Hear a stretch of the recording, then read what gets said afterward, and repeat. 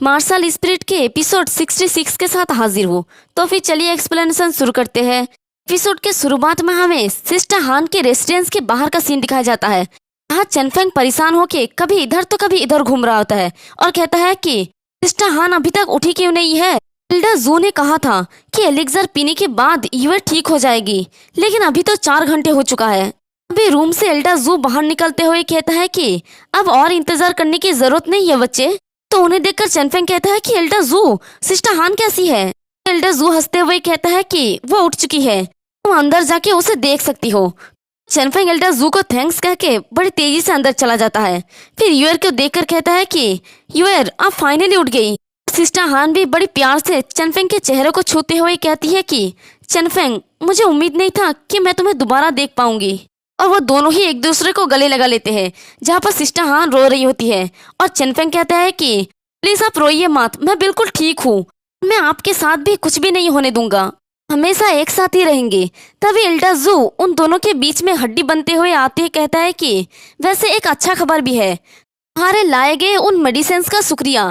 उनका reach energy ने सिर्फ उसे न हील किया बल्कि उसे डिवाइन डोर रियलम में ब्रेक थ्रू भी करने के लिए हेल्प किया। तो ये सुन के वो दोनों ही काफी ज्यादा खुश हो जाता है और कहता है कि क्या डिवाइन डोर रियलम में पहुंच चुकी हो।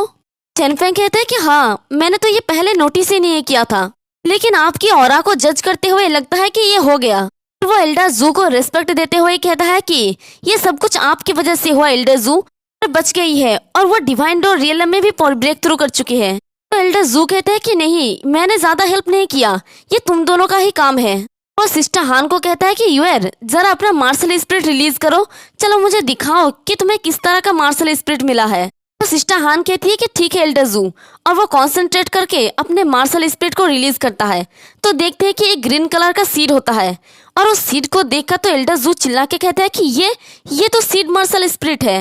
ये सुन के सिस्टर हान थोड़ा घबरा जाती है और कहती है कि क्या सीड मार्शल स्पिरिट, ये स्ट्रांग नहीं है, मैं चनफेंग की हेल्प करना चाहती हूँ और मैं उसके ऊपर बर्डन बनना नहीं चाहती। तो एल्डर जू कहता है कि वैसे अभी ये बताना थोड़ा मुश्किल है, इसे ग्रो होने के लिए टाइम चाहिए। तो ये सुन के चनफेंग कहता है कि क्या ग्रो होने के लिए टाइम चाहिए।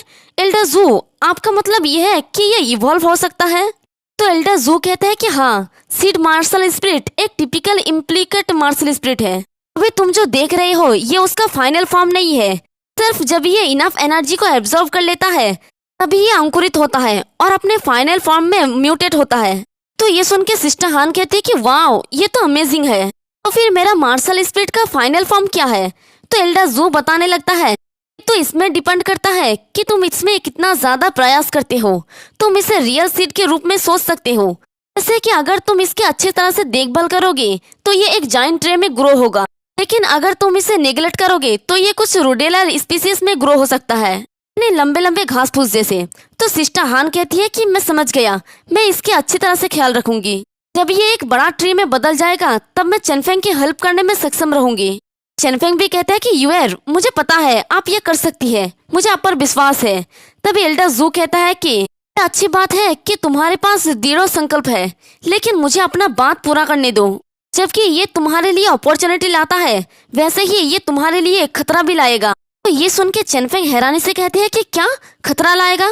तो एल्डर जू कहता है कि हाँ, जब मैं दुनिया भर में ट्रेवल कर रहा था तब मैंने एक स्टोरी सुनी। ऐसा कहा जाता है कि ग्रेट किन एम्पायर में एक बड़ा फैमिली था जो हजारों साल तक चला। उस फैमिली के लोग ये जानते थे कि किसी पर्सन की मार्शल स्पिरिट को कैसे छीनकर दूसरे पर्सन की बॉडी में इम्प्लांट किया जाए ताकि एक ही टाइम में एक पर्सन में 2 अलग अलग मार्शल स्पिरिट हो सके। ये सुन के चनफेंग चिल्ला के कहता है कि क्या, ये तो बहुत ही खतरनाक है, इसका मतलब ये है कि यूएर को किसी भी क्षण खतरा होगी। तो एल्डर जू कहते हैं कि हाँ, तो बेहतर होगा कि तुम लोग इसके बारे में किसी को भी ना बताओ। तो चनफेंग थोड़ा परेशान होकर कहता है कि लेकिन वो लड़ाई में पड़ने से बच नहीं सकेगी, जब वो दूसरों से लड़ेगी तब तो उसकी मार्शल स्पिरिट अचानक से बाहर आएगी, और अगर उसे इस बारे में पूछा जाए तो हमें सेट को ये बताना होगा। तो एल्डर जू कहता है कि उन्हें ये बताने के बारे में क्या ख्याल है कि ये सप्रीस वेंस की ब्लड लाइन है, ना कि कोई मार्शल स्पिरिट। और वह अपने पास से एक चार्म को बाहर निकल के सिस्टर हान को देते हुए कहता है कि ये चार्म तब एक्टिवेट हो जाएगी जब यूएर डेंजर में होगी और सफीर वेन की तरह ये एक ग्रीन शील्ड बनेगी। लेकिन ये एक्सपेंडेबल है। जब किसी फाइट में तुम्हें लगे कि तुम अपने ओपोनेंट से मुकाबला नहीं कर पाओगे तो वहां से तुरंत तवाल फेंक के भाग जाना, यानी शायद वो खुद पर तवाल ओढ़ लेना, ऐसा कुछ है। और जब तक जरूरी ना हो तुम अपना मार्शल स्पिरिट बिल्कुल भी रिलीज मत करना। सिस्टा हान उस तेलिस्मान को लेते हुए कहता है कि आपका शुक्रिया एल्डर जू, मैं इसे अपने दिमाग में रखूंगा। वे चेनफेंग दोबारा उसे रेस्पेक्ट देते हुए कहता है कि आपका शुक्रिया एल्डर जू, आपने हम पर एक और बार बड़ा एहसान किया है। तो एल्डर जू वहां से जाते हुए कहता है कि इसका मेंशन मत करो, ये सिर्फ एक टेम्पोररी एक्सपीडियंट है। अगर तुम रियल में सेफ्टी चाहते हो तो तुम्हें जितना जल्दी हो सके खुद को स्ट्रांग बनाना होगा। सिर्फ इसी तरह से तुम किसी भी खतरे से फेयरलेस हो सकते हो। अब मैं तुम दोनों को यहाँ अकेला छोड़ता हूँ, फिर मिलते हैं। और वो वहां से जाते हुए अपने मन में सोचता है कि special constitution plus seed martial spirit वो बहुत ही लकी है। आशा करता हूँ कि ये उसके लिए डिजास्टर ना लाए। तो चेनफेंग भी कहता है कि आपका शुक्रिया फिर से एल्डर जू, फिर मिलते हैं। फिर उनके जाने के बाद सिस्टर हान कहती है कि चेनफेंग मेरा फादर कहाँ पर है, क्या वो जानते हैं कि मैं यहाँ पर हूँ? तो चेनफेंग थोड़ा परेशान होकर कहता है कि यूर आपके फादर। तो उसके चेहरे की एक्सप्रेशन देख के सिस्टर हान कहती है कि चेनफेंग मुझे बताओ क्या हो रहा है यहाँ पर, क्या मेरे फादर के साथ कुछ गलत है? तो चेनफेंग कहता है कि 1 महीने पहले वो बाकी एल्डर्स के साथ किंगसन माउंटेन पे गए थे। आधे महीने पहले सभी एल्डर्स वापस आ गए सिवाय उनके छोड़ के। मुझे लगता है कि इसमें यंग चेनफेंग और रेनिजुए के साथ कुछ लेना देना है। तो इससे सिस्टर हान रोने लगती है और कहती है कि क्या ये कैसे हो सकता है, मेरा फादर? तभी चेनफेंग कहता है कि यूर शांत हो जाइए, आपके फादर सर मिसिंग है और ये सच है, लेकिन इसका मतलब ये नहीं कि उनका लाइफ खतरे में है। अभी आपके लिए सबसे इम्पोर्टेंट बात तो ये है कि आपको जल्दी से ठीक हो जाए, फिर हम दोनों वहाँ पर जाके उन्हें ढूंढ सकते हैं। तो यूर कहती है कि हाँ तुमने सही कहा, मेरा फादर ठीक है, मुझे जितना जल्दी हो सके मुझे बेहतर होना होगा, फिर हम दोनों मिलके उन्हें ढूंढने चलेंगे।